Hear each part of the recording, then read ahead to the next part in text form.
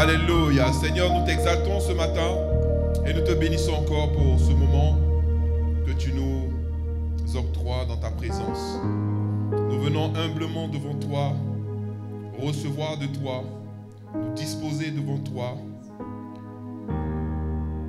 et nous préparer, Seigneur mon Dieu, pour la vie dans le royaume, pour l'éternité que tu as mise à part pour nous. Seigneur, nous bénissons ton nom. Bénis ce moment, bénis ta parole. Oins-la et visite-nous au nom de Jésus. Amen. Est-ce qu'on peut acclamer notre Dieu ce matin? Alléluia. Alléluia. On va s'asseoir dans la présence de Dieu.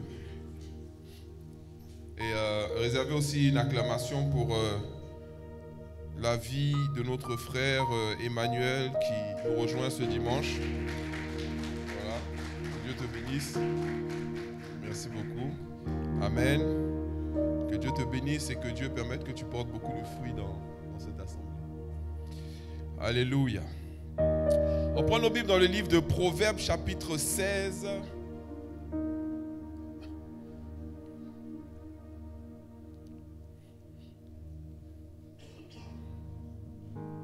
Proverbe 16, à partir du verset 18.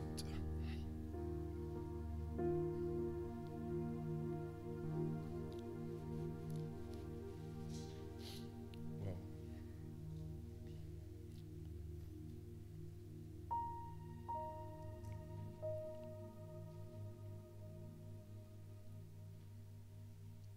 Proverbe chapitre 16, à partir du verset 18. Je vais enseigner aujourd'hui sur le thème l'orgueil qui précède la chute. Amen. Et dimanche prochain, certainement, on va aussi explorer l'humilité qui précède la gloire. Alléluia. Donc, tu prends ta Bible dans le livre j'ai dit Proverbe, c'est ça? Proverbe 16, verset 18 à 19. Est-ce que quelqu'un peut lire? Est-ce que quelqu'un a trouvé? On lui tend un micro. Un des micros baladeurs là.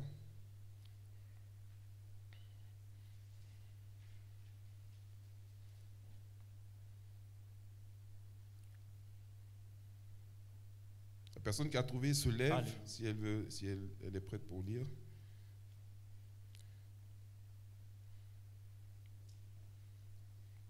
Verset 18 à 19.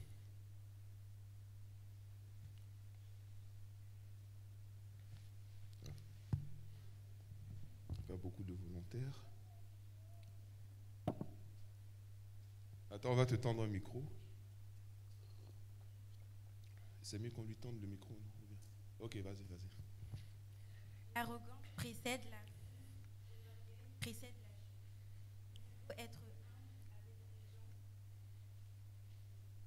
voilà. L'arrogance précède la ruine. Essaie de reprendre. L'arrogance précède L'arrogance précède la ruine, oui. Précède et l'orgueil précède la chute, oui. Humble avec Mieux vaut être humble avec les humbles, oui. Ah, toi, c'est les gens chez toi. Ok. Ok. De partager que de partager le butin avec les orgueilleux. Bon, on a un petit problème de micro, donc je suis obligé de continuer la lecture. Donc, le verset dit, l'arrogance précède la ruine. L'arrogance précède la ruine, donc on parle d'arrogance, ceux qui sont arrogants, et ça précède la ruine, l'orgueil précède la chute. Mieux vaut être, il dit, mieux vaut être humble avec les humbles que de partager le butin avec les orgueilleux. C'est-à-dire, l'autre version dit, mieux vaut être humble avec les petites gens, c'est ça? Les gens modestes, avec les gens modestes. Mieux vaut être humble avec les gens modestes que de partager le butin avec les orgueilleux. Ok, mais aujourd'hui, à quoi est-ce qu'on assiste? On assiste à des gens qui sont en train de se partager un butin. C'est-à-dire, il y a comme une OPA sur le monde. Ok, une OPA sur le monde. Et bon, OPA, c'est un peu quand une entreprise achète une autre entreprise, quand elle absorbe, elle domine. Donc aujourd'hui, il y a un groupe de personnes qui font partie des 10% les plus riches. Quand je dis 10%, ce n'est même pas 10%, les 1% les plus riches Parce que c'est les 1% les plus riches qui dominent sur 99% des gens sur la terre. À eux seuls, les 1% les plus riches, ils concentrent 76% de la richesse mondiale. Okay. C'est ce qu'on appelle les plus riches. Ceux qu'on appelle les milliardaires. Des gens, ceux qui ont Google, ceux qui ont, je ne sais pas moi, Facebook, Apple, ceux qui ont, voilà, les GAFAM, et maintenant ceux qui ont Pfizer aussi. Bon. Ceux-là, c'est les plus riches. Et j'ai bien aimé l'intervention d'une députée française qui disait à Macron, tu veux emmerder les non-vaccinés, mais tu te gardes bien d'emmerder tes amis les milliardaires. C'est-à-dire qu'aujourd'hui, les milliardaires ne sont pas emmerdés. Ils n'ont pas d'impôts à payer, ils pratiquent l'évasion fiscale, ils profitent de la vie des gens. Il y a des gens, par exemple, qui travaillent pour Amazon. Après 3 ans, ils ne peuvent plus travailler.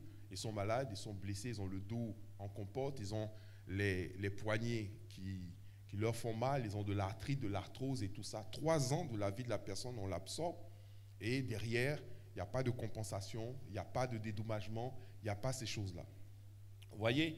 Donc, il y a comme une OPA sur le monde. Et aujourd'hui, vous avez des décisions qui sont prises pour encore permettre à ces gens-là, c'est-à-dire à ces puissants, de pouvoir encore faire et gagner encore plus d'argent. Plus d'argent. L'année dernière, Pfizer a fait 36 milliards de bénéfices. 36 milliards de bénéfices. Vous pensez que l'argent, là, les 36 milliards, c'est pour Pfizer, ils gardent ça quelque part? Non. C'est distribué pour pouvoir arroser qu'il faut arroser. Donc, ce verset-là dit la vérité. Mieux vaut, il dit que de partager le butin. Mieux vaut être humble avec les humbles que de partager le butin avec les orgueilleux. Les orgueilleux se partagent un butin. Il y a des gens qui pensent qu'ils vont devenir riches du jour au lendemain, ou bien que, bon, voilà, ils vont avoir un titre de propriété, ils vont avoir quelque chose qui va les rendre riches. Je vais vous dire quelque chose. Devenir riche sur cette terre-là se fait par des alliances. Par des alliances. On doit ouvrir la porte. Et les orgueilleux s'entraident entre eux. Ils s'ouvrent des portes. Si vous regardez bien, les grandes entreprises ont commencé elles-mêmes, avant les États, à pousser même l'obligation vaccinale en disant ceux qui ne sont pas vaccinés dans notre entreprise, on va les renvoyer. Parce que, et vous allez regarder, les entreprises qui gagnent de l'argent actuellement, ce sont les mêmes actionnaires, les mêmes personnes qui investissent de l'argent dedans et toutes ces choses-là. Et petit à petit, ils sont en train de faire une OPA sur le monde entier. Sur le monde. C'est eux qui prennent les décisions. Les décisions sont prises en fonction d'eux, pour eux. Je me rappelle très bien au début de la grippe chinoise, ou du virus chinois, parce que c'est un virus, quand on parle de la Covid, c'est un virus qui vient de Chine. Au début, quand ça a commencé à Wuhan, il était question de fermer les frontières avec la Chine, pour ne pas que le virus se répande partout dans le monde. Et même aussi ici en France, où ils venaient très souvent et très nombreux. Et pour pouvoir préserver ce qu'on appelle l'industrie du luxe, c'est-à-dire les grands magasins, la Samaritaine, machin, les grands magasins, les trucs du milliardaire là, les gens ont dit non, on ne peut pas fermer les frontières, parce que si on ferme les frontières avec la Chine, les Chinois qui sont les plus grands acheteurs de produits de luxe, de vin et de champagne, ils ne vont plus venir. Et donc, ils ont laissé les frontières. Les vols venaient de Wuhan, direct, ça atterrissait à Roissy, Charles de Gaulle. Et les gens, ils rentraient en France. Donc, on a ouvert pour pouvoir préserver les acquis et l'argent de certains milliardaires français. Cette crise-là, ce sont les gens qui refusent de se faire vacciner. Donc, vous voyez un peu ce qu'on appelle partager le butin avec les orgueilleux. Mais avant de dire mieux vaut être humble avec les hommes que de partager le butin avec les orgueilleux, le Seigneur a dit l'arrogance précède la ruine et l'orgueil précède la chute. Je vais vous dire quelque chose. Si vous regardez cela avec une perspective charnel, avec le regard du monde, que vous ne prenez pas en considération la vie éternelle, vous ne pouvez pas comprendre ça. Vous ne pouvez pas saisir la profondeur de ça. Mieux vaut être humble avec les humbles. Ça veut dire quoi? Parce que sur la terre, ça veut dire de se contenter de ce qu'on a, vivre honnêtement, pieusement, faire les choses avec humilité, avec amour. Mais on va te dire, mais ça là, ça donne quoi? Ça donne quoi quand tu regardes seulement la terre et la vie sur la terre, la vie charnelle? Mais quand tu as la perspective du royaume de Dieu et de l'éternité, tu sais que ta récompense, c'est la vie éternelle. Mais quand tu ne regardes ça que sur le plan charnel, sur le plan humain, tu vas te dire, mais moi je veux faire comme les gens. Je veux avoir 10 000 followers. Je veux être une star. Je veux être ceci. Je veux avoir ma part du gâteau. Je veux qu'on m'invite. Je veux qu'on me donne. Je veux signer des contrats. Je veux faire toutes ces choses-là. Parce que c'est ça qui me donne le succès, la réussite. Mais tu vois la réussite que sur le plan physique. Que dans ce monde. Oublions que en poursuivant ces choses et en faisant ces choses, tu es en train de perdre ton âme. Et que par la suite, c'est-à-dire encore une fois avec la perspective du royaume de Dieu, tu peux perdre ton salut. Tu peux perdre le salut. Il y en a même qui n'ont jamais eu le salut même. Faites attention à ces gens-là. Eux, ils ont déjà vendu leur âme au diable. Ils ne connaissent pas c'est quoi le salut. Ils ne savent pas, ils n'ont jamais mis les pieds à l'église une fois. Ils n'ont jamais vu leurs parents leur parler du Seigneur. Ils sont nés dans le péché, ils grandissent, ils vivent dans le péché. Ceux-là, un jour, on va leur parler de Jésus. La manière dont ils vont attraper Dieu, c'est plus que toi, qui as eu la grâce de naître dans une famille où on te dit, allons à l'église, faisons ceci, où on te parle du Seigneur. Mais Dieu dit, mieux vaut être humble avec les gens modestes, avec les humbles. Parce que, encore une fois, je vous assure, le plus important, ce n'est pas notre vie sur cette terre. Le plus important, c'est comment on vit notre vie sur cette terre pour pouvoir avoir accès à la vie éternelle.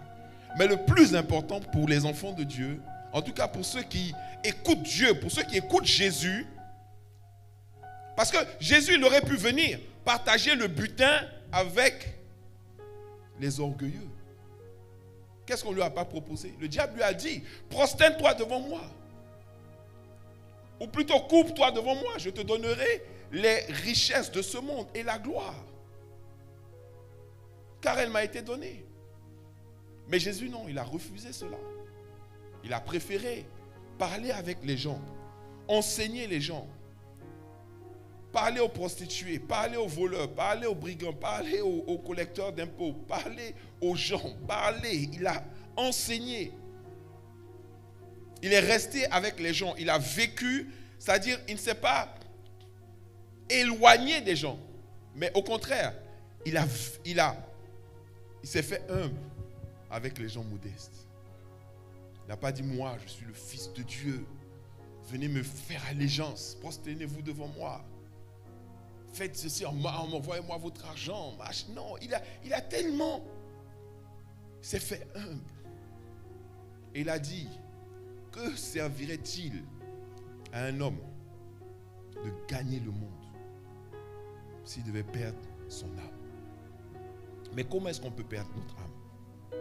Pour ça, je dis, il faut faire attention. On parle de l'orgueil. Je dis, l'orgueil qui précède la chute. Faisons quand même la différence entre l'orgueil que Dieu est, que Dieu n'aime pas, et puis la satisfaction d'avoir fait un bon travail ou d'avoir fait ce que Dieu nous demande de faire. Et on va voir ça dans Proverbe 8, verset 13. Proverbe 8, 13. Et puis on va voir ce que Dieu nous permettra de faire. Proverbe 8, 13.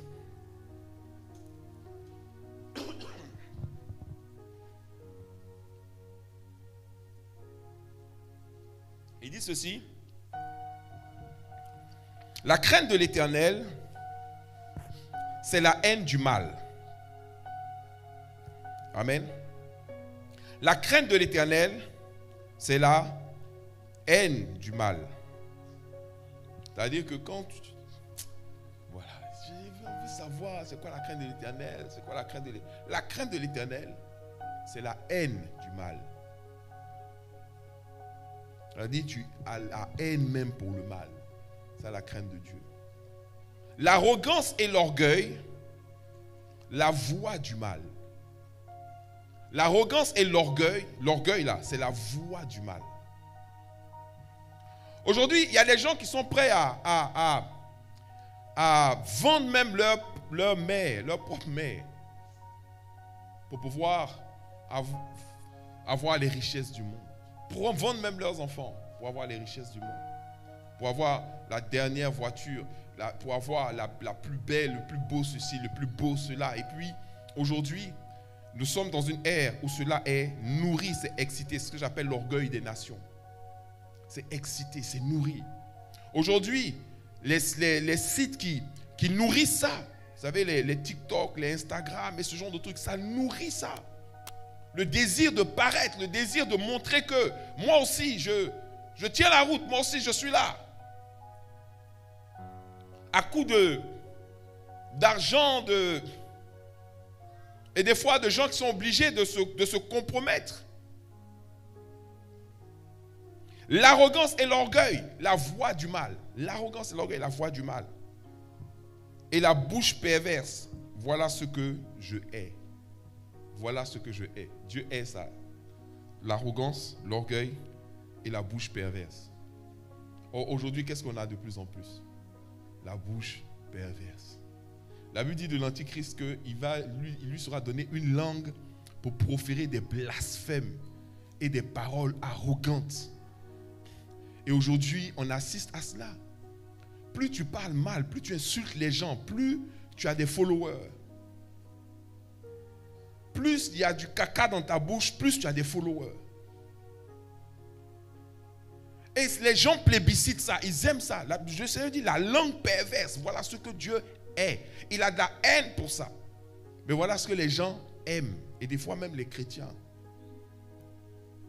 Oh, lui là, il parle trop mal.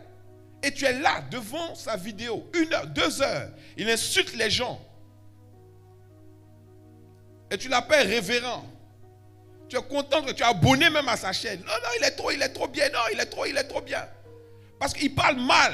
Regardez, quand Macron dit je veux emmerder les non-vaccinés, les gens crient ouh, ils sont contents. Parce que c'est pas un jeu, on est dans la saison. Vous savez, quand la Bible dit l'orgueil précède la chute, ça veut dire qu'avant la fin du monde, avant la destruction de ce monde-là, il faut que l'orgueil ait atteint un certain niveau. L'orgueil va atteindre un certain niveau sur ces terres-là. Et c'est nourri. Nos réseaux, nos films, nos trucs, les histoires qu'on raconte, les modèles qu'on nous donne, les modèles. Regardez les modèles qu'on donne à nos filles, regardez les modèles qu'on donne à nos fils. Des modèles d'arrogance, des gens arrogants, des gens orgueilleux. Des femmes orgueilleuses, superficielles, arrogantes,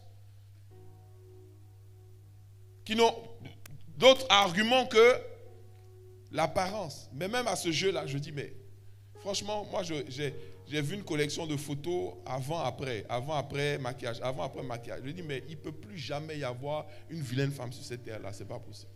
C'est pas possible. Tu vois les têtes des gens au début, et puis après quand on a fini de mettre le fond de teint, machin, on dit Miss Monde. J'ai dit, mais donc ça, la photo critère, beauté, ça ne peut plus être une référence. Parce que ça veut dire que tu as eu le temps, tu as eu au moins 3 heures, 4 heures à aller t'asseoir, payer 200 €, changer les cheveux, changer le teint, tous les boutons disparaissent. Les narines là, même si ça aspire tout l'air de la salle, qu'elles ont fini de maquiller ça, on dirait un nez fin comme ça. Mais ça c'est le diable. L'apparence. L'homme regarde à l'apparence. L'homme regarde à l'apparence. L'homme regarde à l'apparence. Mais Dieu, il regarde au cœur. Au cœur là. C'est pas que les likes, c'est pas les likes de Facebook. Le cœur là, c'est pas. Dieu ne regarde pas aux likes, il regarde pas. Il regarde pas aux likes. Amen. Ils ont fait exprès. Ils mettent les cœurs, mets les cœurs. Mais tu penses que ces cœurs-là, c'est les cœurs que Dieu aime? Non. Dieu, il regarde, quand il dit il regarde au cœur, là, ça veut dire il regarde à ton fond. À ton fond.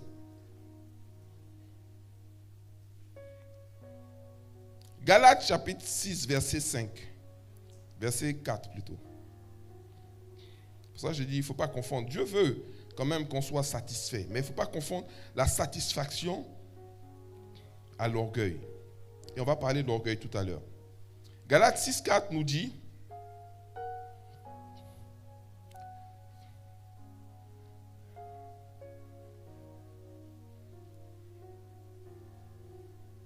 que chacun examine ses propres œuvres. Alors il aura sujet de se glorifier pour lui seul et non par rapport à autrui. Que chacun examine ses propres œuvres. Ça veut dire que de temps en temps, tu fais le bilan de ta vie, des actions que tu as posées, des choses que tu as faites. Et tu te demandes, est-ce que j'ai fait les choses vraiment correctement? Est-ce que je les ai faites bien? Et tu peux être satisfait. Tu peux dire, oui, là, vraiment, j'ai réussi, je l'ai fait. Mais pas en te comparant aux autres. Pas en te comparant aux autres. Pas par rapport aux autres, mais par rapport à la mission que Dieu t'a donnée, par rapport à ce que tu sais que Dieu attend de toi. Ça, Dieu aime ça. Et tu peux te dire, oui, vraiment, sur ce coup-là, j'ai bien fait, j'ai réussi. Je l'ai accompli. Mais là, j'ai échoué. Dieu veut ça. Et ça, ce n'est pas de l'orgueil. De dire, voilà les choses qui sont importantes pour moi. Voilà les choses que je veux travailler, que je vais travailler. Voilà les choses que je veux réussir et que je vais réussir. Amen. Et quand tu as réussi dans ce domaine-là, tu peux dire, oui, j'ai réussi dans ce domaine. Merci Seigneur. Amen. Ça, ce n'est pas de l'orgueil. Mais c'est un travail que tu le fais en collaboration avec Dieu. Tu le fais avec Dieu. Et tu es satisfait, tu es content. Il dit, tu peux te glorifier de cela, mais pour toi-même. Ah, vraiment, Seigneur, sur ça, on a réussi. Merci, Seigneur. Il nous donne un autre exemple dans 2 Corinthiens chapitre 7, verset 4. Je vais accélérer, c'est pour ça. 2 Corinthiens 7, 4.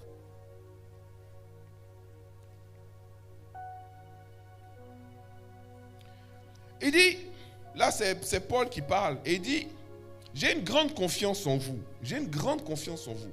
J'ai tout sujet de me glorifier de vous. Je suis rempli de consolation, je suis comblé de joie au milieu de toutes nos tribulations. Il regarde les Corinthiens, Paul, et si vous regardez, le chantier des Corinthiens était un grand chantier quand même. Parce que là, on parle de gens qui allaient chez les prostituées. Et Paul les a enseignés, il a travaillé avec eux. Et à un moment, Paul dit d'eux, j'ai une grande confiance en vous. J'ai confiance en vous. J'ai une grande confiance en vous. J'ai tout sujet de me glorifier de vous. Je peux me glorifier de vous.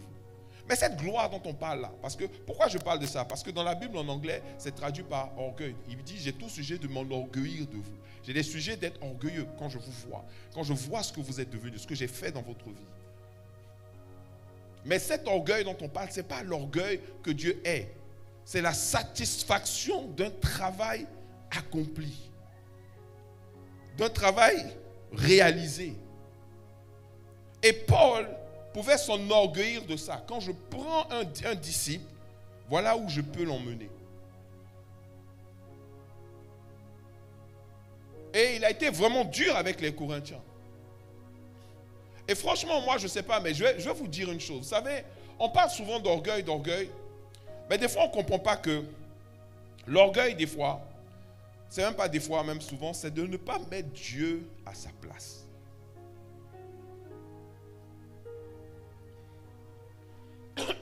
pays peut être orgueilleux.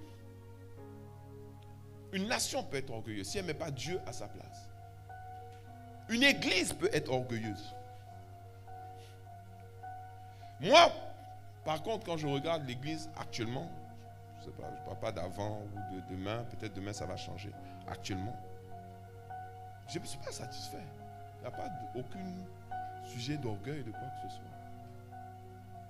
On devrait pouvoir commencer, on devrait pouvoir être là à 9h pour pouvoir commencer à 10h. Ce n'est pas à 10h30 qu'on devrait arriver. Alors que personne, alors qu'il est convoqué à 7h au travail, il n'arrive à 8h. Ça n'existe pas. On devrait mettre Dieu à une plus grande position que notre travail. On devrait être capable de faire les sacrifices qu'il faut et surtout d'être toujours et constamment mobilisé pour l'œuvre de Dieu.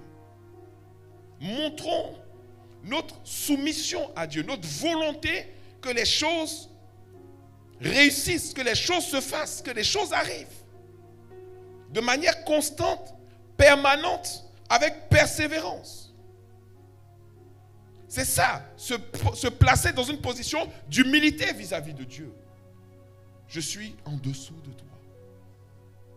Tout ce qui peut exister sur cette terre-là est en dessous de toi. Le Seigneur dit, si quelqu'un aime son père plus que moi, il n'est pas digne de moi. Vous voyez? Continuons, parce qu'il y a tellement de choses à dire. Je vais vous inviter à prendre le psaume 10. Vous allez comprendre pourquoi on parle de l'orgueil des nations et pourquoi les gens, ils ont l'impression que c'est ça qui paye, c'est l'orgueil qui paye. Et je vais vous dire une chose, ça ne va pas changer, ça va aller de mal en pire. Ça va augmenter de plus en plus. Vos enfants même vont penser qu'ils savent mieux que vous. Et moi, je dis, toi, tu n'as rien compris. Tu ne sais pas. Voilà la vie. Je dis, s'il n'y a pas la perspective du royaume dedans, c'est déjà mort. Et David, il a vu cela. Il a dit ceci, psaume 10. Tout le monde prend le psaume 10. Il dit, pourquoi, ô Éternel, te tiens-tu éloigné? Pourquoi te caches-tu au temps de la détresse? Le méchant, dans son orgueil, poursuit les malheureux. Ils sont victimes des trames qu'il a conçues. Vous voyez, et c'est pas ce qui se passe aujourd'hui. Le méchant, dans son orgueil, il fait quoi? Il poursuit les malheureux. Il poursuit les malheureux. Il y a des gens qui volent des milliards, on ne les poursuit pas. Ils escroquent des milliards, on ne les poursuit pas. Ils vendent des fois des médicaments qui tuent les gens et puis on les juge peut-être 6 mois avant qu'ils ne meurent même naturellement. Ou des fois on les juge, quand on les condamne, leur avocat dit non, il est trop malade, il est trop vieux pour qu'il puisse faire la prison. Donc on l'envoie dans un EHPAD, il finit sa vie là-bas tranquille. Mais les malheureux, on les poursuit, on les accable, on les affuble, on les emmerde. Ils sont victimes des trames conçues. Les trames, c'est des plans, des plans, c'est des plans. Si on les empêche d'aller là, ils vont faire. C'est un plan. Ils sont victimes de ça. Les pauvres. Mais un riche. Aujourd'hui, il y a des milliardaires qui se disent, qu'est-ce que tu dis? Non, si tu trucs, tu ne vas pas au restaurant.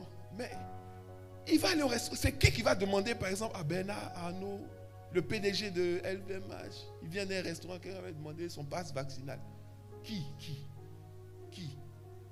Il possède la société qui possède le restaurant. Il n'y a pas un qui va...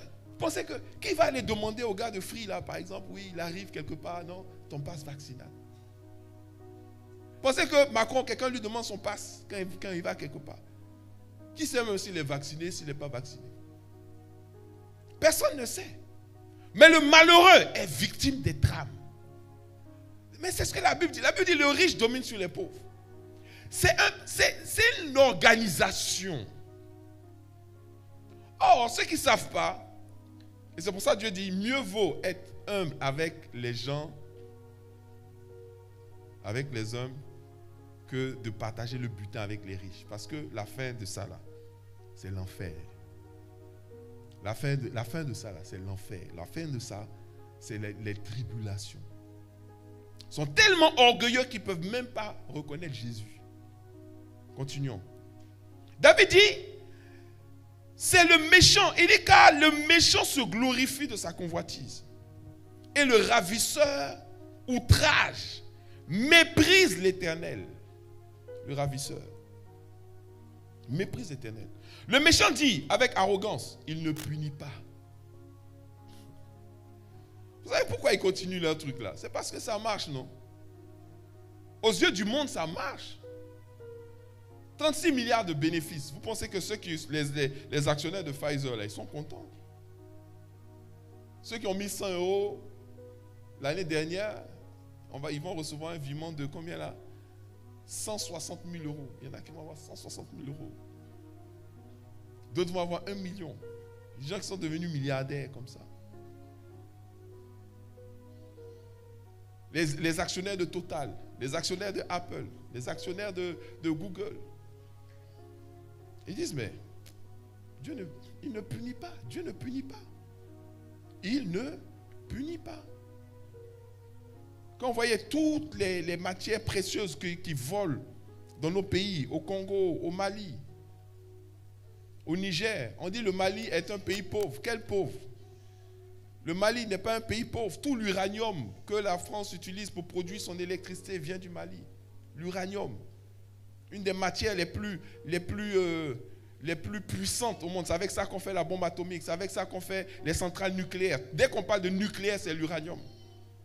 Mais tu seras pauvre quand c'est les autres qui décident le prix de ce que tu vends. Tu finis de faire un truc, tu dis, et puis ils te disent, non, ça, on va acheter ça à 5 €. Et tu es obligé d'accepter. Alors que eux, leur téléphone, ils vont te vendre ça à presque, maintenant les téléphones, là, c'est atteint 2 000 €. Téléphone, 2 000 €. Alors qu'ils fabriquent ça à 100, peut-être même pas à 100 €. Ils te vendent à 2 000. Donc eux, ils fabriquent moins cher, ils te vendent ça cher, comme le bouteille de vin. Vin, là, c'est jus de raisin. Jus de raisin. 1 litre de jus de raisin. Des fois, la bouteille fait 100 et quelques... Quoi? Jus de raisin? Oh, l'uranium, sans ça et certains matériaux, sans lesquels on ne peut pas faire les batteries, on ne peut pas faire les piles, on ne peut pas faire voler les avions, on ne peut pas faire les ordinateurs. Ils ont ça. On a ça en Afrique.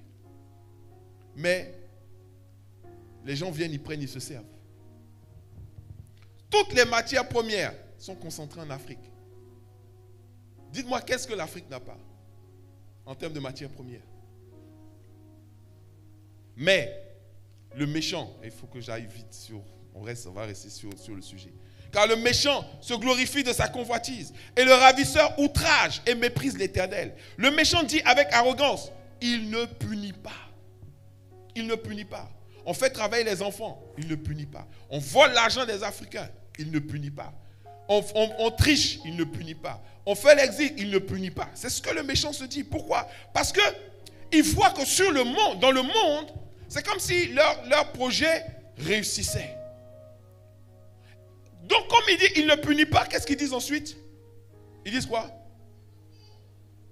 Est-ce que vous avez trouvé? Ils disent quoi? Il n'y a point de Dieu. Il n'y a pas de Dieu. Le seul Dieu, c'est le contrat juteux que je vais signer. Où je suis assis à la maison et puis on me donne 100 000 € par mois. Voilà le seul Dieu. Le Dieu devient l'argent. Le Dieu devient la gloire. Le Dieu devient le profit. Il n'y a point de Dieu. Et ensuite, il dit quoi en dessous? Il dit quoi? Voilà toutes ses pensées. Donc, quand il fait du mal, il dit Dieu ne punit pas. Il n'y a point de Dieu. Dieu ne punit pas, il n'y a point de Dieu. Tu ne veux pas prendre? Laisse. Pour ça, tu dis non, c'est l'argent de la corruption, je ne veux pas. Il dit, ah bon, tu ne veux pas l'argent de la corruption? Il va et s'achète une voiture avec. Il va et s'achète des biens avec. Il dit, il n'y a point, Dieu ne punit pas. Il n'y a point de Dieu. Voilà sa mentalité. Ses voies réussissent en tout temps. Mais en tout temps quoi? Humain. tes jugements sont trop élevés pour l'atteindre. Ça, c'est ce que David dit à Dieu. Il dit à Dieu, tes jugements sont trop élevés pour l'atteindre. C'est-à-dire que Dieu ne juge pas. C'est-à-dire même quand Dieu juge dans le temporel, la majorité de la sentence n'est pas temporelle, c'est éternel. Mais comme eux, ils ne se soucient pas de l'éternité, ma devise c'est un tien vaut mieux que deux, tu l'auras. Je préfère manger ça sur cette terre, après on va voir. Donc il veut la chose maintenant. Or Dieu, il dit attention, si tu continues dedans, tu vas perdre ton âme et tu vas perdre l'éternité. Mais l'éternité là, c'est trop élevé pour pouvoir l'atteindre lui. Mais moi ça m'atteint. Et ça doit t'atteindre. L'éternité nous atteint.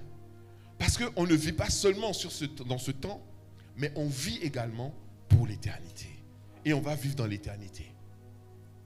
Donc, les jugements de Dieu nous atteignent. Mais ça n'atteint pas le méchant, l'orgueilleux. Il souffle contre tous ses adversaires. Il dit en son cœur, je ne chancelle pas. Je suis toujours à l'abri du malheur. Sa bouche est pleine de malédictions, de tromperies, de fraude. Il y a sous sa langue de la malice et de l'iniquité. Il se tient en embuscade près des villages. Il assassine l'innocent dans les lieux écartés. Ses yeux épient le malheureux. Il est aux aguets dans sa retraite comme le lion dans sa tanière. Il est aux aguets pour surprendre le malheureux. Il le surprend et l'attire dans son filet. Il se courbe, il se baisse et les misérables tombent dans ses griffes. Il dit en son cœur, Dieu oublie. Il cache sa face. Il ne regarde jamais. Et maintenant, il va exhorter Dieu et dit, lève-toi, Éternel, ô Dieu, lève ta main, n'oublie pas le malheureux. Pourquoi le méchant méprise-t-il Dieu? Pourquoi en son cœur, tu ne punis pas? Tu regardes cependant, car tu vois la peine et la souffrance pour prendre en main leur cause. C'est à toi que s'abandonne le malheureux. C'est toi qui viens en aide à l'orphelin. Brise le bras des méchants, punis ses iniquités et qu'ils disparaissent à tes yeux. L'Éternel est roi à toujours et à perpétuité. Les nations sont exterminées de son pays. Tu entends les vœux de ceux qui souffrent, ô Éternel. Tu as fermé leur cœur. Tu prêtes l'oreille pour rendre justice à l'orphelin et à l'opprimé, afin que l'homme, tiré de la terre, cesse d'inspirer l'effroi. Amen. Ça, c'est le psaume 10, où David fait une sorte d'imprécation contre l'orgueilleux et le méchant, qui pour un temps se dit, Dieu ne punit pas, Dieu ne punit pas, il n'y a pas de Dieu. Vous voyez? Et c'est dans ça que les nations sont entrées. Nous sommes entrés dans une période sur le plan prophétique qui veut que l'orgueil, l'arrogance aille grandissant. On n'a jamais eu un pouvoir aussi orgueilleux et arrogant que le pouvoir que nous avons actuellement en place, n'est-ce pas? Et apparemment, il est plébiscité par les gens. Apparemment, les gens aiment ça, cette arrogance et cet orgueil. Quelqu'un qui décide tout seul dans son bureau avec 2-3 camarades, qu'est-ce qu'ils vont bien pouvoir faire pour embêter les gens? Et puis, tout le monde rentre dedans et puis les gens sont contents. Oui, ils parlent cash, ils parlent cash. C'est l'arrogance, c'est l'orgueil. Et tout le monde, maintenant, tous ceux qui parlent cash là, oui, c'est bien, continue. Et le monde, au lieu de s'humilier devant Dieu, continue dans l'orgueil. Je vais vous dire une chose. S'il y a quelque chose qui empêche les gens d'entrer dans le royaume de Dieu, plus que tout, c'est l'orgueil. 2 Corinthiens chapitre 10, verset 18. C'est pour ça qu'il ne faut pas que tu sois orgueilleux. 2 Corinthiens 10, 18. L'orgueil empêche les gens de se repentir. L'orgueil empêche les gens de changer. L'orgueil empêche les gens de reconnaître leurs torts. L'orgueil fait qu'ils persévèrent dans leurs erreurs. Ils persévèrent dans leur chemin. 2 Corinthiens 10, 18 dit, car ce n'est pas celui qui se recommande lui-même qui est approuvé, c'est celui que le Seigneur recommande. Amen. Ce n'est pas celui qui se recommande lui-même qui est approuvé. Parce qu'il se dit, à ses yeux, je suis comme ça. Mais il dit, ce n'est pas celui qui se recommande lui-même qui est approuvé. C'est celui que recommande le Seigneur. Donc on fait nos choses en fonction de Dieu, pas en fonction de nous-mêmes, en fonction de Dieu. Je vais terminer avec 5 exemples de l'orgueil qui précède la chute. Vous connaissez le plus illustre, non? Le papa de l'orgueil, le champion même, Lucifer. Alléluia, Satan. Ézéchiel, chapitre 28, verset 11. Ézéchiel.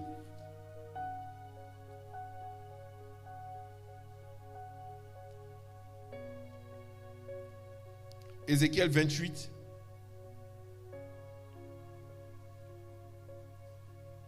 Bannissons l'orgueil de notre cœur et de notre vie. Alléluia. Marchons dans l'humilité. Bannissons l'orgueil sous toutes ses formes. Sous toutes ses formes. Prions pour demander à Dieu de nous faire grandir dans l'humilité. Parce que celui qui a introduit l'orgueil, c'est Lucifer lui-même, le diable. Ézéchiel 28, versets 11 à 17. La parole de l'Éternel me fut adressée en ces mots. Fils de l'homme, prononce une complainte sur le roi de Tyr.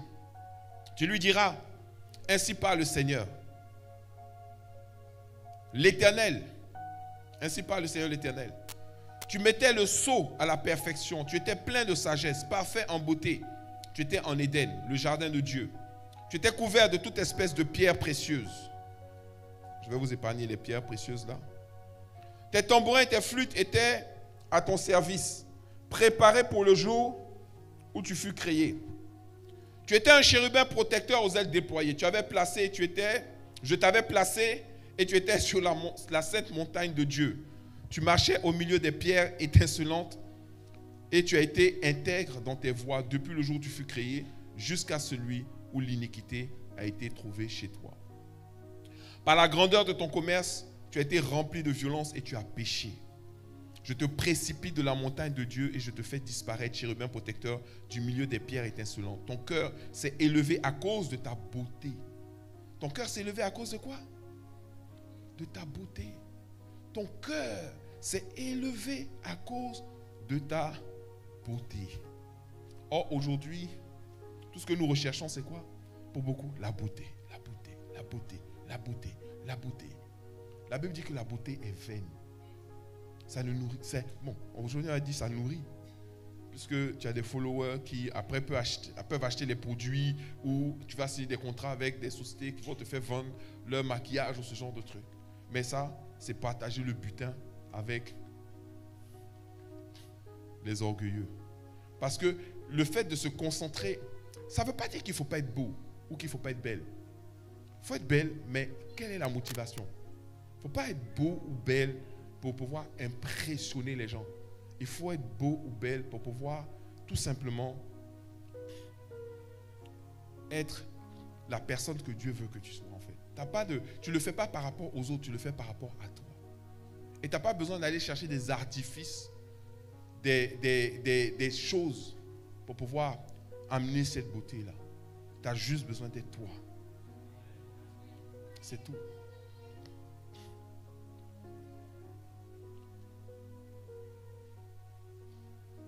Ton cœur s'est élevé à cause de ta beauté. Ensuite, il dit quoi? Tu as corrompu ta sagesse par ton éclat. Je te jette par terre. Je te livre en spectacle au roi. Par la multitude de tes iniquités, par l'injustice de ton commerce, tu as profané tes sanctuaires. Je fais sortir du milieu de toi un feu qui te dévore et je te réduis en cendres sur la terre aux yeux de tous ceux qui te regardent. Voilà les conséquences que Satan a attirées sur sa vie. On va lire 1 Timothée chapitre 3 verset 6. Après, je vais vous donner quelques références.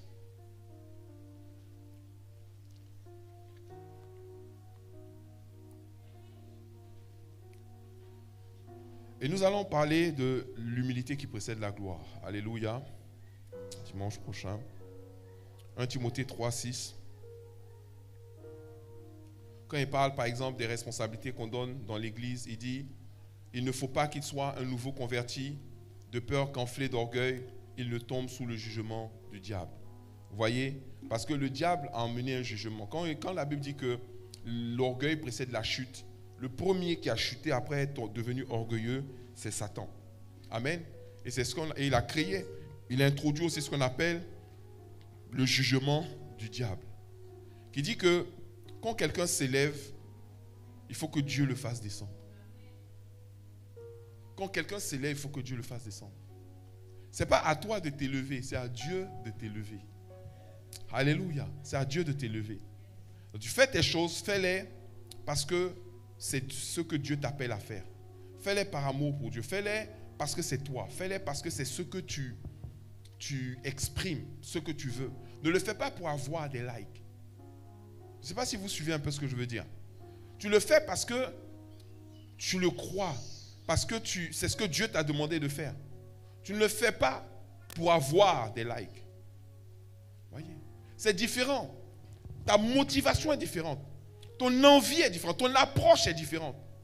Même maintenant, si ça doit marcher, ça doit réussir, ça doit toucher des gens, Dieu va permettre que ça le fasse.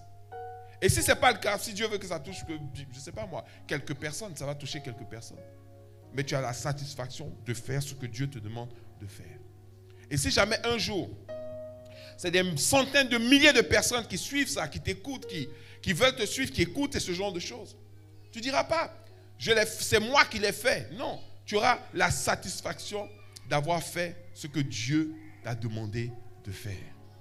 Amen. Sans te corrompre, sans te travestir, sans rentrer dans des alliances contre nature. Une autre personne qui a connu la chute après l'orgueil, c'est Jézabel. On va voir ça dans 2 Rois, chapitre 9, versets 30 à 33. Les autres, je vais vous donner les références. Jézabel.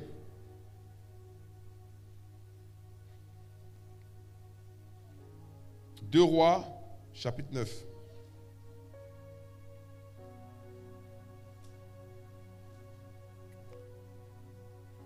« 30 à 33.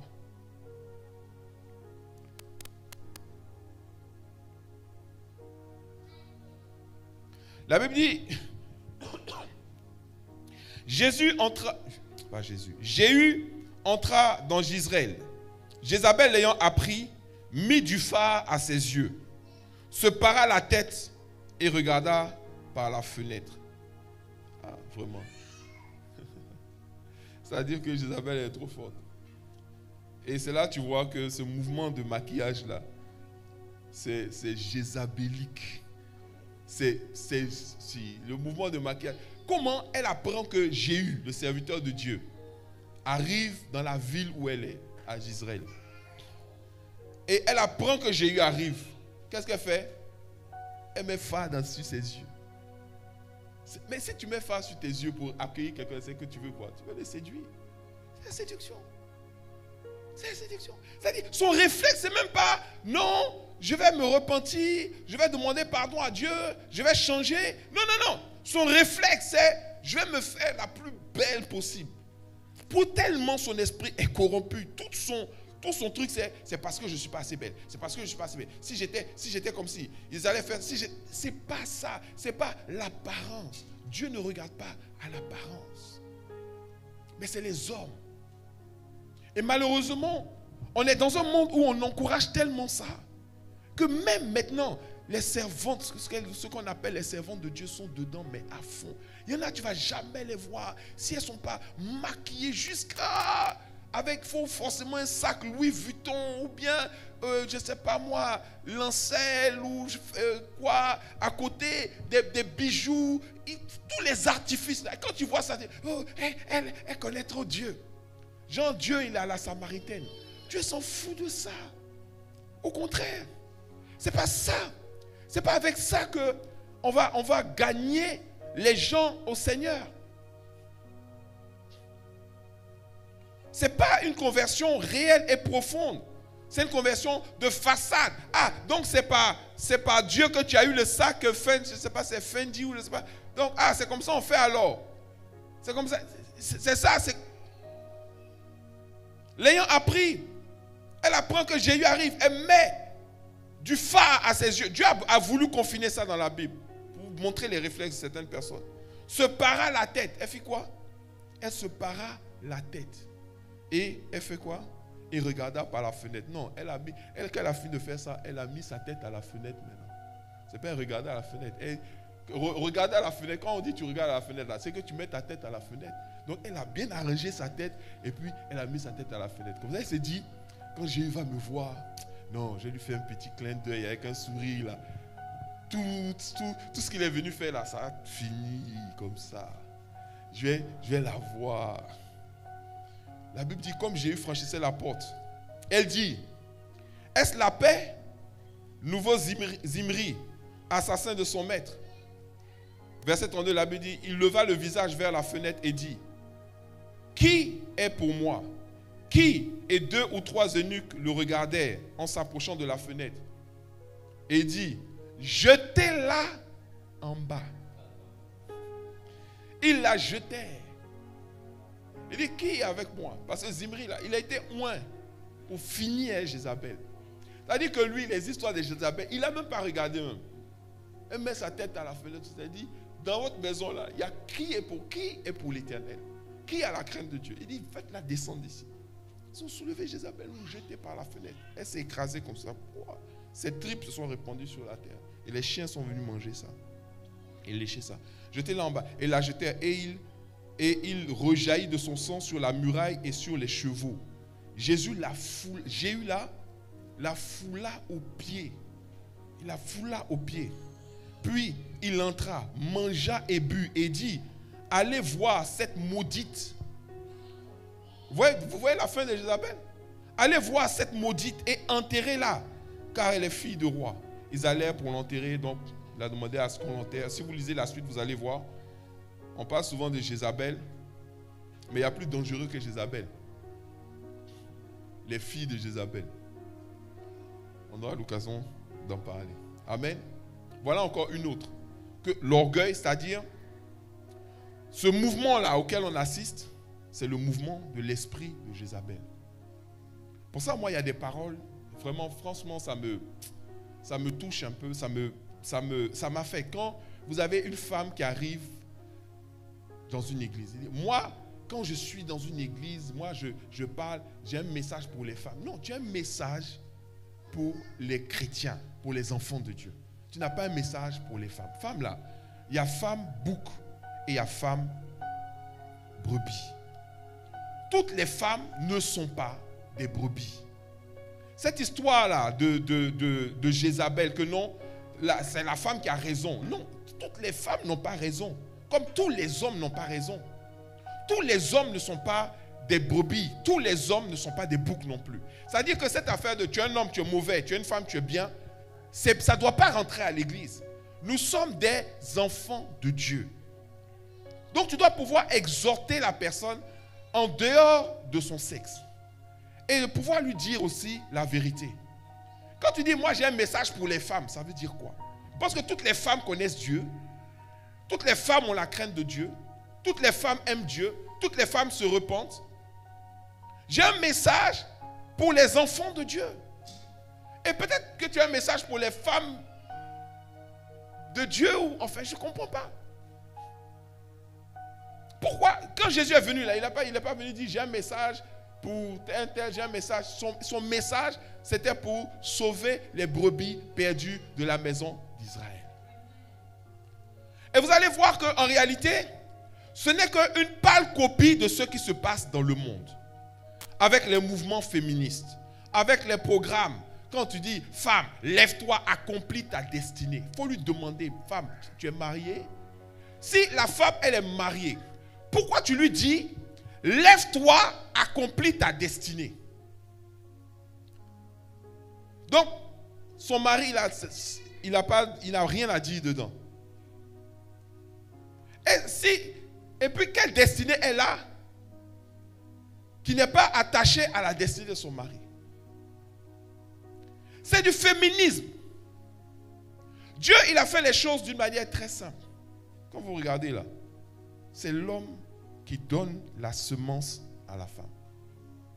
C'est jamais la femme qui donne la semence à l'homme. La femme ne donne pas la semence. La femme, elle accueille la semence qui est la vision, qui est le rêve, qui est la direction, elle entretient ça. Elle a la grâce. C'est elle maintenant qui va couver ça. C'est elle qui va nourrir ça. C'est elle qui va entretenir ça. Et puis, demain, ça va donner un enfant. Oui. Mais si on veut accomplir des choses, on ne peut pas gommer l'homme. Parce qu'en gommant l'homme, c'est comme si tu gommes le principe de Dieu. Cette affaire de féminisme, c'est de la rébellion contre Dieu. Parce que Dieu a établi un ordre. Et cet ordre-là, on est obligé de le respecter. C'est aller tellement loin dans le monde maintenant que, dernièrement, ils ont passé quoi? La PMA. La PMA, c'est quoi? C'est la procréation médicalement assistée. Pour dire que maintenant, deux femmes qui ont décidé de vivre ensemble, donc qui ont décidé de gommer les hommes de leur vie. C'est-à-dire qu'aujourd'hui, le mouvement féministe là, hein, et puis ce genre de choses-là, ça arrive à un stade où les femmes se disent, mais on n'a pas besoin des hommes. On n'a pas besoin d'hommes. On va faire nos choses entre nous. D'ailleurs, on va se voir ensemble. Et puis, même les hommes là, pour les remplacer, c'est quoi? Il suffit d'aller acheter un truc là d'un magasin. Toi, tu portes ça comme une ceinture et puis on fait nos trucs comme si l'homme n'existe pas. L'homme n'existe pas. Sauf qu'elles continuent dans leurs affaires. Et arrivé à cet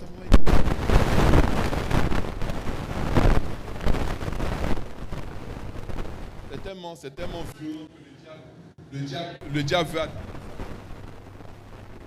Je crois que c'est à voir avec c'est le transistor, hein. Peut-être changer de micro. Il y a un faux contact, un truc comme ça.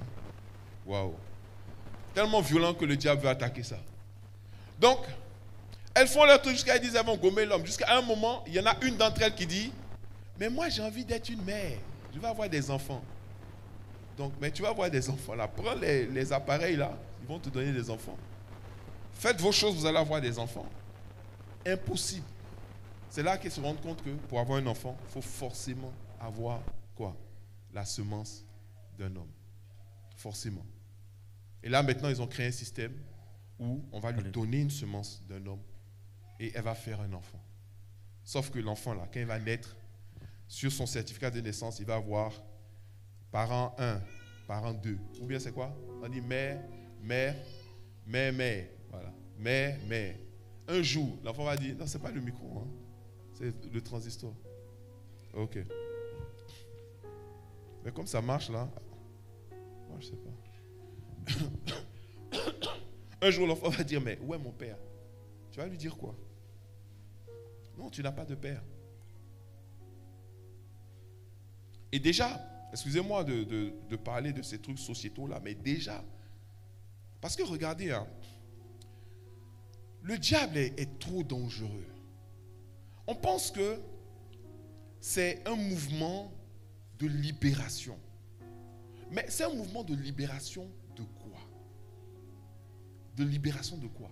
De l'autorité? Du respect? Des lois que Dieu a établies? On se fait nous-mêmes nos propres lois. Et on veut vivre selon nos propres lois. Mais celui qui vit selon ses propres lois, comment peut-il entrer dans le royaume de Dieu qui est régi par les lois de Dieu? Maintenant, si tu veux faire, tu considères que les lois de Dieu ne sont pas bonnes, c'est que le royaume de Dieu n'est pas bon pour toi. Mais quand tu veux vraiment vivre dans le royaume de Dieu, je vais vous expliquer. Ce que tu fais, ce n'est pas de rechercher des gens qui vont t'enseigner et te montrer comment bafouer les lois de Dieu.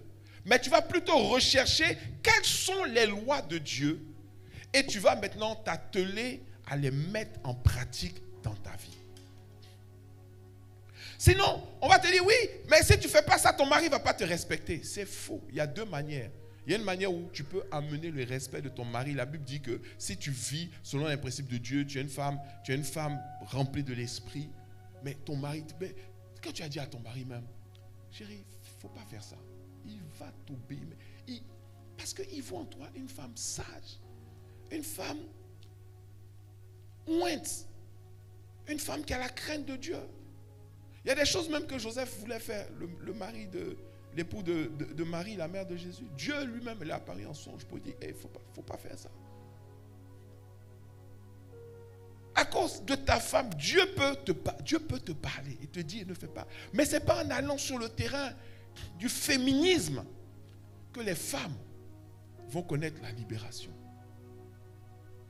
Parce qu'elles ne font que toutes. C'est la même chose. Hein. C'est partager le butin avec les orgueilleux. Parce que le féminisme, ce n'est pas l'œuvre des femmes en réalité. Le féminisme là, ce n'est pas l'œuvre des femmes. Le féminisme, c'est l'œuvre de Satan, c'est l'œuvre du diable pour détruire la cellule familiale, pour détruire la position de l'homme dans la maison. Et une fois que c'est fait, une fois qu'on parle à l'homme comme si c'était un enfant dans la maison, il fait partie des enfants. On casse son autorité, on casse le respect que les enfants ont pour lui, ou que la famille doit avoir pour lui. On casse sa capacité véritablement. Et maintenant, il devient un homme faible. Maintenant, quand il est faible, maintenant, tu te plains, maintenant, tu dis, mon mari, il est trop faible, il ne vaut rien. Mais c'est qui fait que l'homme est fort? Et ce n'est pas seulement dans un sens. Hein. Mais l'homme également, il doit mettre en pratique les lois de Dieu concernant le mariage, concernant la relation dans le couple. Il doit le faire. Et le fait que l'homme s'efface, que l'homme devienne un toutou, un Adam, ça c'est pas la sagesse, c'est pas l'œuvre de Dieu. C'est tout simplement une machine qui est en marche. Et puis c'est même pas récemment, hein, c'est depuis Adam. Adam ne parlait pas. Adam n'exerçait pas son autorité. Adam avait peur. De quoi, je ne sais pas. De quoi Adam avait peur, on ne sait pas. Et parce qu'il n'a pas pris ses positions et bravé tout ce que le monde pouvait lui envoyer comme attaque vis-à-vis de ça, il a suivi sa femme dans ses bêtises. Et ils se sont retrouvés tous les deux hors du jardin d'Éden. Alors qu'il pouvait sauver sa femme. Il pouvait reprendre sa femme. Il pouvait l'emmener à la repentance. Il pouvait l'enseigner. Il pouvait l'exhorter. Mais il ne l'a pas fait. Pourquoi? Parce qu'il était faible. Il ne parlait pas. Vous voyez, il y a eu d'autres exemples. Et je vais terminer là aujourd'hui. Il y a eu d'autres exemples de gens qui ont chuté à cause de l'orgueil. J'ai parlé de Lucifer, le premier, qui a chuté à cause de l'orgueil. Il y a eu Jézabel, qui a chuté à cause de l'orgueil. Vous savez un autre, vous le notez, c'est dans 1 Samuel chapitre 17, versets 8 à 47. Il s'agit de Goliath. Voilà un autre orgueilleux encore qui a chuté à cause de l'orgueil. Lui, c'était la violence. Lui, c'était les armes. C'était sa stature, son poids, sa force. Hier, il y a eu un combat de MMA, c'est ça? Entre deux mastodontes qui se sont affrontés. Ah, c'était ce matin. Aujourd'hui, voilà ce que le monde montre. La boxe, le MMA, la violence. Goliath dit, est-ce que parmi vous, là, il y a un garçon? S'il y a un garçon qui sort, je vais l'écraser. Je vais faire ci, je vais faire ça. David dit, mais toi, tu mets ta confiance dans les armes. Tu mets ta confiance dans ta taille. Les autres, on dit, ils font 1 mètre. Il y a un qui fait 1m95, l'autre fait 1m96. Goliath, lui, faisait 3 mètres. 3 mètres. Les gars, on dit, il pèse 115, il y a un qui fait 115 kilos, l'autre fait 120 ou je ne sais pas quoi. Goliath, il faisait 200 kilos. 3 mètres, 200 kilos. Il est venu. Il dit, lui, il veut voir s'il y a un garçon qui sort. C'était l'orgueil. L'orgueil de la force physique, de la force brute. L'orgueil de ce que la nature a pu te donner. Mais David a dit, mais toi, c'est ton orgueil. C'est l'orgueil, c'est les armes, c'est la force brute et tout ça. Tu viens contre moi avec la lance et le javelot. Moi, je viens contre toi au nom de l'Éternel. Et l'orgueilleux Goliath a été terrassé. Mais tellement Dieu a voulu l'humilier dans son orgueil. C'est pas, on ne l'a pas terrassé avec, ça n'a pas duré 1 heure. Mais ça aurait pu durer. Hein. Ça n'a pas été un combat âpre. Il n'a même pas touché David. Un petit caillou. Il a dit, toi, Goliath a disparu. Regardez la manière dont il a disparu. Pour dire que ce n'est pas la force. Non.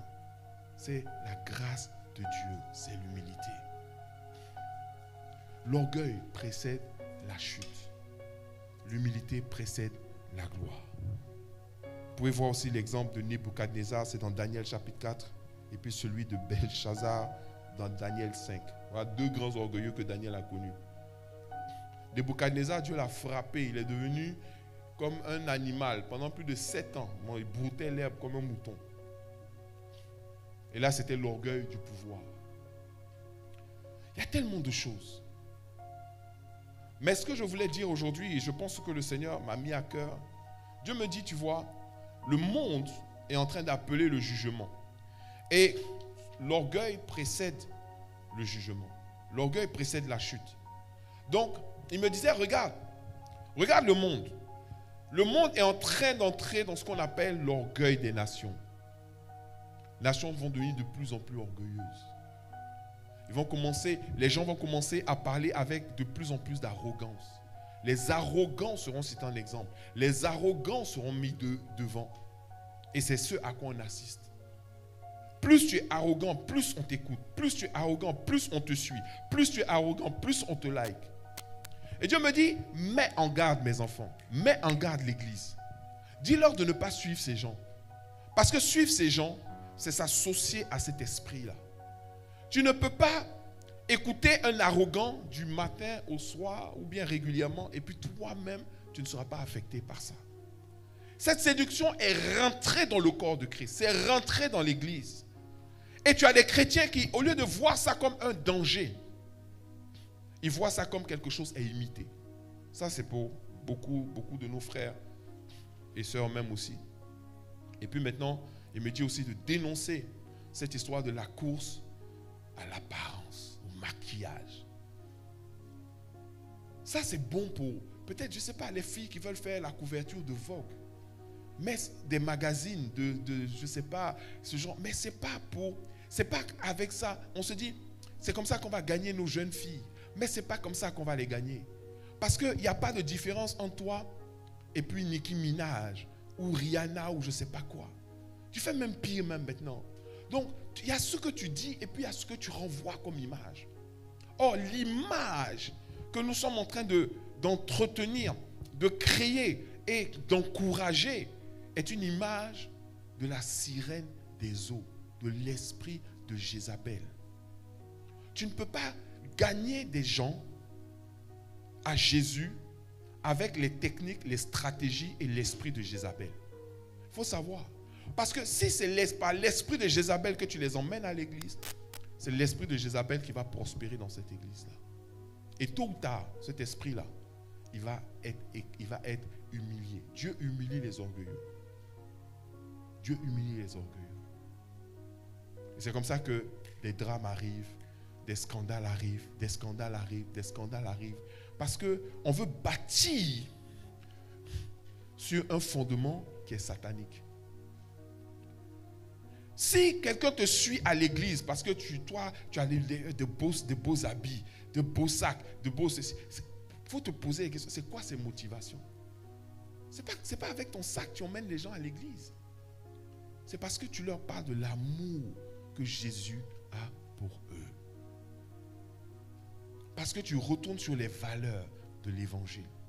Or, le problème aujourd'hui, c'est que quand tu parles des valeurs de l'évangile, ça ennuie les gens, c'est ennuyant. C'est ennuyant. C'est normal, c'est ennuyant. Parce que tu n'as pas l'esprit. Mais si tu as l'esprit, tu vas savoir que c'est une nourriture pour ton esprit. Ça va te faire du bien. Ça va te fortifier. Et ça va faire de toi un chrétien encore plus solide. On va se lever, on va prier le Seigneur. Alléluia. Donc,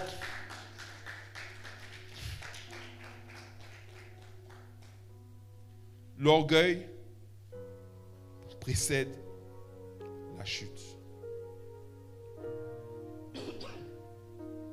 Et quand le monde va arriver au temps de sa chute, l'orgueil. Il y aura un mouvement d'orgueil sur la terre. Parce que ce à quoi on assiste là actuellement, dis à ton voisin, c'est petit.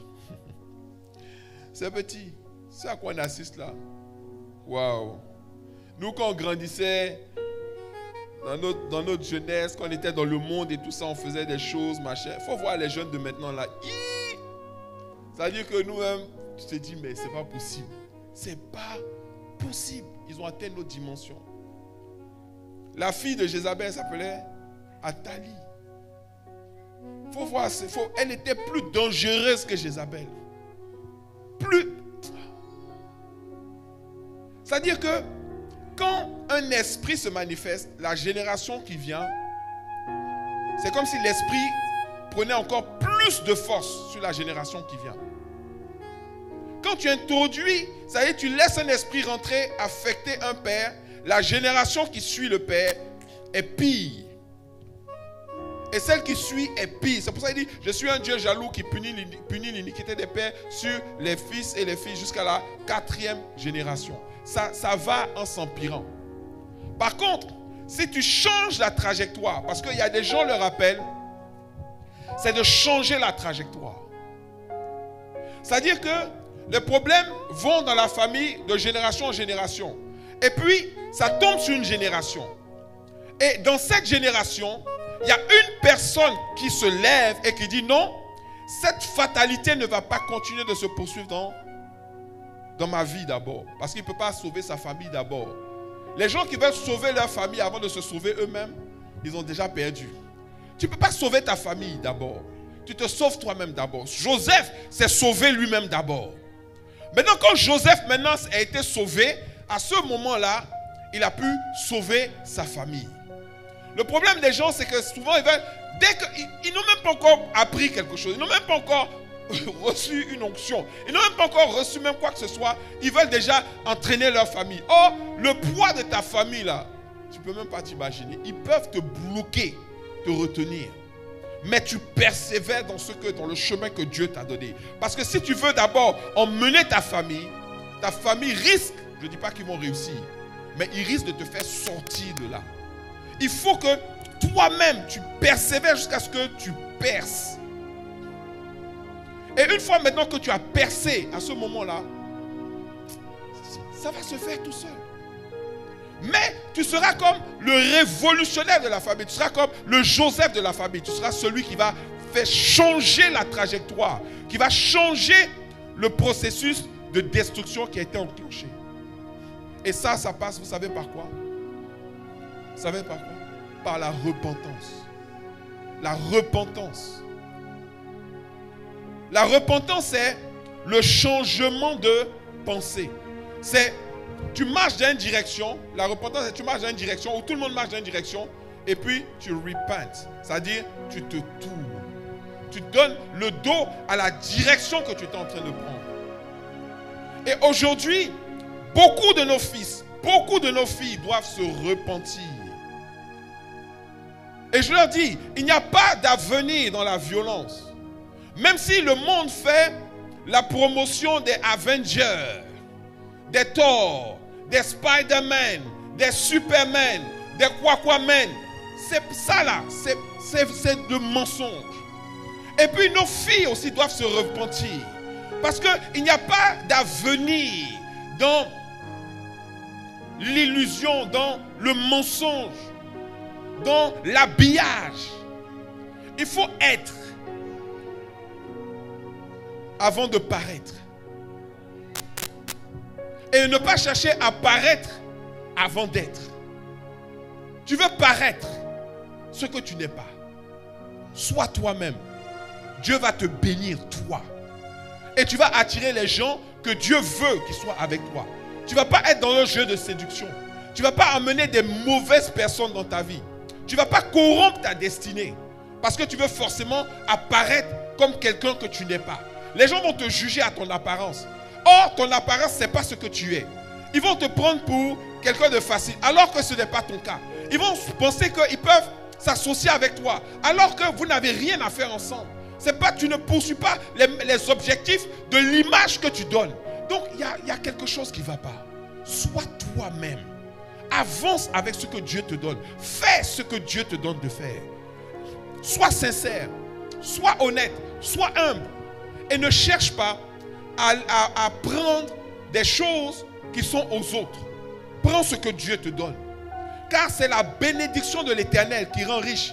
Et elle n'est suivie d'aucun chagrin. Alléluia. Tu vas élever la voix à ton Dieu ce matin. Tu vas prier ton Dieu. Si tu dois te repentir, tu vas te repentir. Tu vas dire, Seigneur, je veux changer de pensée. Le Seigneur dit, mes pensées ne sont pas vos pensées. Mes voix ne sont pas vos voix. Autant le ciel est élevé au-dessus de la terre, autant mes pensées sont élevées au-dessus de vos pensées. Alléluia. Élève la voix ce matin.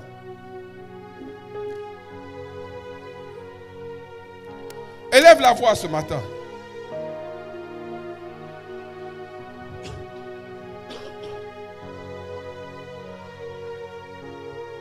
Élève la voix ce matin.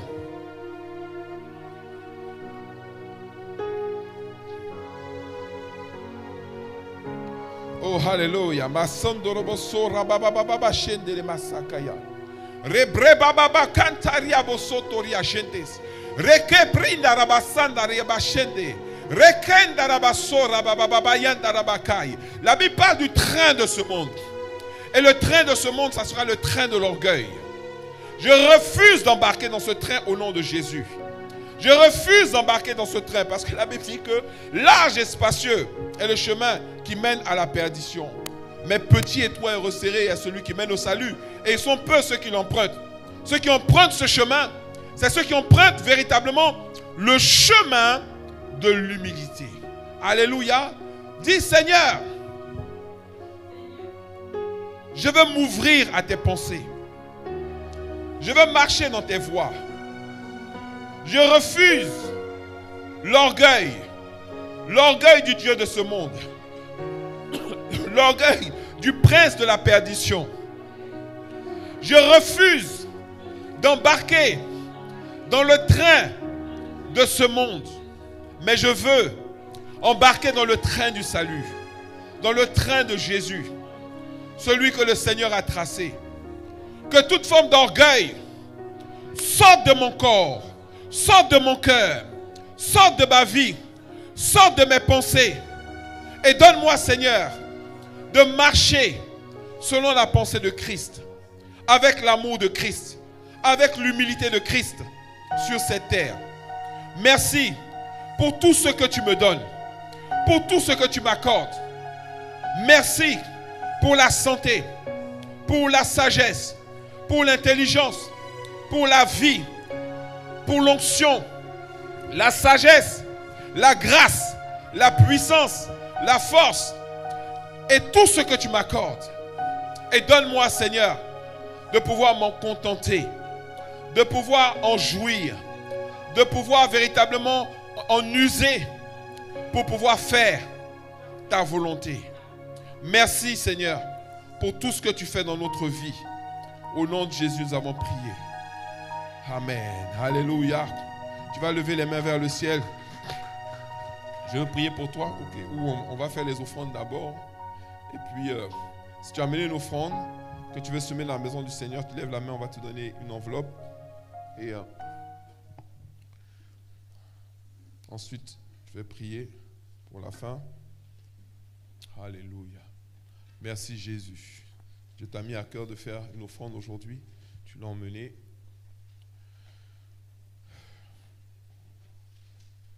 Après, je sais qu'il y en a beaucoup qui font leurs offrandes sur Internet. C'est la même chose. Hein. Alléluia. De plus en plus, on est en train de s'enfermer dans la prison de l'argent numérique. Vous savez, on va pas arrêter le train de ce monde, mais on ne va pas nous embarquer dans le train de ce monde. Amen. Le train de ce monde, il suit son cours. Hein. Il suit son cours. Et il est bien lancé là. Vous savez, quand un train est bien lancé, vous ne pouvez pas l'arrêter comme ça. Hein. Le train, il est bien lancé. Il est en train de partir. Il avance à une vitesse extraordinaire. Donc, la seule chose que nous, on peut faire, c'est sortir de ce train-là, emprunter un autre train, qui lui nous emmène dans le royaume de Dieu. Amen. C'est ça la repentance, c'est tout. Change de train. Alléluia. Tu as ton offrande, tu vas prier. C'est Dieu qui te fait la grâce de pouvoir apporter dans sa maison. C'est Dieu qui te fait la grâce de pouvoir semer dans sa maison. Toutes les offrandes, les dîmes, les offrandes pour les vœux que nous recevons, elles servent à entretenir la maison du Seigneur. Nous en avons besoin. Quand je dis la maison du Seigneur, c'est le lieu où nous nous réunissons, plutôt, sachant que la maison du Seigneur, c'est nous-mêmes. Alléluia.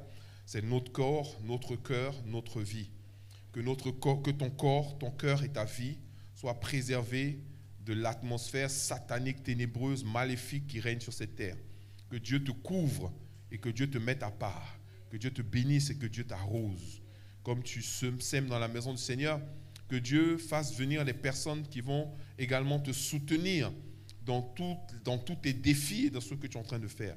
Que l'ange de l'Éternel te soutienne et t'aide dans tout ce que tu es en train d'accomplir. Je bénis ces offrandes que nous apportons maintenant dans la maison du Seigneur. Vous pouvez apporter vos offrandes. Alléluia.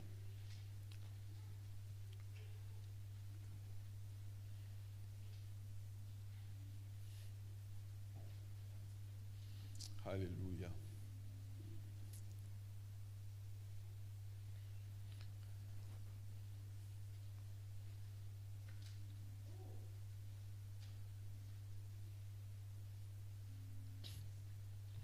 Alléluia. Ces offrandes sont sanctifiées et bénies au nom de Jésus. Lève les mains vers le ciel.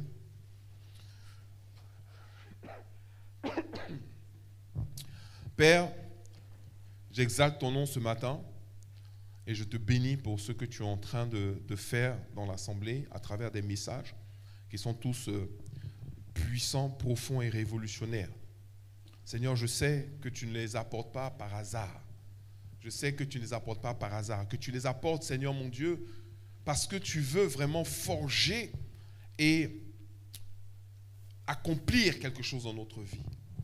Père, je prie au nom de Jésus que nos cœurs soient disposés, que notre entendement soit ouvert pour pouvoir recevoir véritablement, parce que tu as dit que nous entendons, mais que nous devons comprendre. Merci parce que nous comprenons ce que tu es en train de faire, parce que nous saisissons ce que tu es en train de faire, parce que nous participons à ce que tu es en train de faire, parce que tu nous rafraîchis par ton esprit. Merci Seigneur mon Dieu pour la grâce et la bénédiction que tu nous as accordée encore ce dimanche. Permets que nous partions dans la présence de Dieu, avec ta présence partout où nous irons. Permets que nous demeurions dans ta bénédiction et que notre vie prenne une autre direction que celle qui pouvait nous emmener à la perdition, que notre vie prenne la direction de celle qui nous emmène au salut. Que ton nom soit béni. Au nom de Jésus, nous avons prié. Amen. Amen. Allez dans la paix du Seigneur. Saluez vos frères et vos sœurs avant de partir. Que Dieu vous bénisse abondamment. Shalom.